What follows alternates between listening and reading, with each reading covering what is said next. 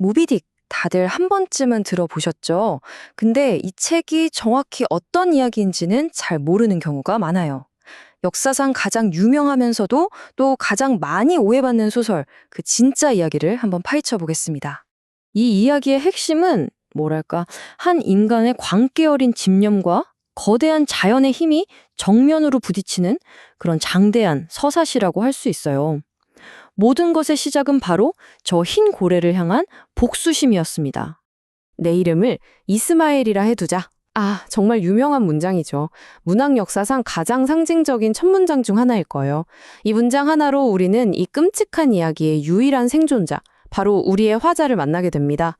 이제부터 그의 눈이 곧 우리의 눈이 되어서 저 광기의 바다 한가운데로 들어가게 되는 거죠. 자, 그럼 본격적으로 이야기의 중심으로 한번 들어가 볼까요? 이 모든 비극을 이끄는 핵심 인물들, 그리고 그들의 지독한 추격에 대한 이야기입니다. 여기서 이 두 존재의 대립구도가 정말 흥미롭습니다. 우선 에이헤브 선장. 이 사람은요, 단순히 고래한테 다리 하나를 잃은 게 아니에요. 사실상 인간성을 송두리째 잃어버렸다고 봐야죠. 그리고 그 텅 비어버린 마음을 모비딕에 대한 증오, 그 하나로 가득 채운 겁니다. 저 고래뼈로 만든 의족이 바로 그 집착의 상징인 셈이죠. 그리고 그 반대편엔 모비딕이 있습니다. 이건 그냥 거대한 동물이 아니에요. 인간이 자신의 온갖 두려움, 광기, 집착을 쏟아붓는 뭐랄까? 거대한 하얀 캔버스 같은 존재라고 할 수 있습니다. 근데 이게 에이에브 손장 혼자만의 광기는 아니었거든요. 피쿼드호라는 이 작은 배 안이 하나의 세계인 셈인데 여기엔 정말 다양한 인간들이 있었습니다. 이 모든 걸 지켜보는 관찰자 이스마엘, 또 문명의 경계를 뛰어넘는 우정을 보여주는 퀵헤그, 그리고 선장의 관계에 맞서서 어떻게든 이성을 지키려고 했던 1등 항해사 스타버까지. 이 인물들 사이의 갈등과 관계가 이 소설을 이끌어가는 또 하나의 중요한 축입니다. 자, 이번에는 소설 밖으로 한번 나가볼게요. 이 어마어마한 작품이 도대체 어떻게 탄생했는지, 그리고 정말 놀랍게도 처음 세상에 나왔을 때는 어떻게 철저하게 외면받았는지 그 비하인드 스토리를 좀 들여다보겠습니다. 허먼 멜빌은 이걸 그냥 책상에 앉아서 상상만으로 쓴 게 아니에요. 실제로 포경선원이 돼서 저 거친 바다를 직접 누볐던 사람입니다. 작사를 던지고 역한 고래 기름 냄새를 맡으면서 몇 년을 보냈죠. 바로 그 뭐랄까 뼛속까지 스며든 경험이 이 소설에 엄청난 리얼리티를 부여한 겁니다. 그리고 이 소설에 결정적인 영감을 준 실제 사건이 있었습니다. 바로 1820년에 있었던 에식스호 침몰 사건인데요. 진짜로 거대한 향유고래의 공격을 받고 배가 가라앉은 실화예요. 살아남은 선원들은 망망대해에서 정말 끔찍한 사투를 벌여야 했고요. 이 충격적인 이야기가 멜빌의 상상력에 제대로 불을 지핀 거죠. 자, 생각해보세요. 작가의 생생한 실제 경험에다가 이렇게 충격적인 실화까지 바탕으로 썼다? 그럼 당연히 책이 나오자마자 막 베스트셀러가 되고 다들 극찬했을 것 같잖아요. 그쵸? 네, 근데 현실은 완전히 180도 달랐습니다. 당시 비평가들이나 독자들은 이 소설을 도무지 이해하지 못했어요. 아니, 고래 잡는 얘기하다가 갑자기 웬 고래 해부학이 이렇게 길게 나오고 또 심오한 철학 얘기를 하니까 다들 당황한 거죠. 그래서 얻은 별명은 뭐였냐면 지루한 고래 백과사전, 이런 혹평을 받으면서 정말 처참하게 실패했습니다. 이 타임라인을 보시면 이 작품의 운명이 얼마나 기구했는지 한눈에 보입니다. 1851년에 책이 나왔을 땐 완전히 망했고요. 결국 작가인 멜빌은 생계를 위해서 세관 공무원으로 일하다가 1891년에는 아무도 기억 못하는 무명 작가로 쓸쓸하게 죽음을 맞이합니다. 그의 최고 걸작은 그냥 먼지 쌓인 채로 잊혔던 거죠. 그런데 그가 죽고 한 30년쯤 지난 1920년대에 들어서 갑자기 멜빌 르네상스라는 움직임이 일어납니다.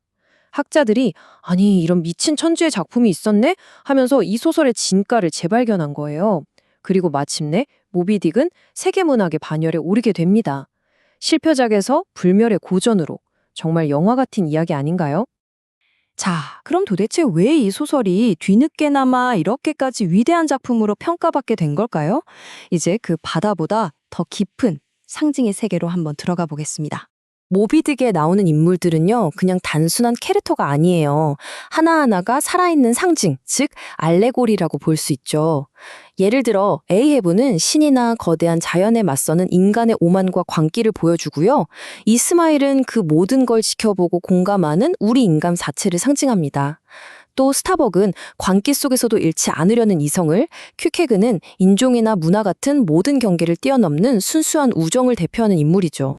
그렇다면 이 이야기의 또 다른 주인공, 바로 저 흰 고래는 대체 뭘 의미하는 걸까요? 이게 진짜 재밌는 부분인데 정답이 하나도 아니라는 겁니다. 어떤 사람에게는 거스를 수 없는 신의 힘처럼 보이고 또 다른 사람에게는 그냥 무시무시한 자연의 파괴력으로 보이겠죠? 어쩌면 인간 내면의 악마나 공포 그 자체일 수도 있고요. 왜 흰색이 순수함을 상징하기도 하지만 동시에 섬뜩한 공포를 주기도 하잖아요. 모비딕이 바로 그런 존재입니다. 수많은 해석이 가능한 거대한 상징 덩어리인 거죠. 그리고 이건 정말 짚고 넘어가야 할 부분인데요. 당시 시대 배경을 생각해보면 정말 파격적인 설정이거든요. 문명 세계에서 온 백인 이스마일이랑 온몸이 문신투성이고 식인종 부족 출신으로 알려진 작살잡이 퀵회그. 이 둘이 나누는 우정은요, 19세기 미국 사회에 던지는 굉장히 강력한 메시지였습니다. 인종, 종교, 문화, 이 모든 걸 뛰어넘는 인간 대 인간의 관계를 보여준 건데 이건 정말 시대를 몇십 년은 앞서 나간 거였죠. 자, 이제 마지막 파트입니다. 이 오래된 소설이 어떻게 지금까지도 우리에게 영향을 미치고 있는지 그 기나긴 그림자에 대해서 한번 이야기해 볼게요. 아니, 거의 175년이나 된 고래사냥 이야기가 왜 아직도 우리 마음을 이렇게나 강하게 흔드는 걸까요? 그건 바로 이 이야기가 단순히 고래 한 마리 잡는 모험담이 아니기 때문입니다. 이 소설이 얼마나 현대적인지 보여주는 아주 유명한 사례가 하나 있습니다. 9.1 테러 이후에 저명한 비평가였던 에드워드 사이드가 이런 말을 했어요. 부시 행정부가 주도한 테러와의 전쟁이 마치 에이헤브 선장의 복수극 같다는 거죠. 주변의 만류나 경고는 다 무시하고 오직 복수라는 단 하나의 목표에 집착해서 모두를 위험한 길로 이끄는 그 모습에서 에이헤브를 떠올렸다는 겁니다. 바로 이런 점 때문에 에이헤브라는 캐릭터가 시대를 초월하는 하나의 상징, 즉 원형이 된 겁니다. 그 말을 딱 내걸면서 선원들을 선동하고 결국엔 자기 파괴적인 목표를 향해 달려가게 만드는 모습은 뭐랄까 어떤 포퓰리스트 지도자를 떠올리게 하기도 하고요. 또 자기 내면의 문제나 두려움을 전부 고래라는 외부의 적에게 쏟아붓는 모습은 우리 인간 심리의 약한 부분을 그대로 보여주는 것 같기도 하죠. 그리고 또 한 가지, 우리가 요즘 시각으로 볼 수 있는 중요한 관점이 있습니다. 바로 환경 문제인데요.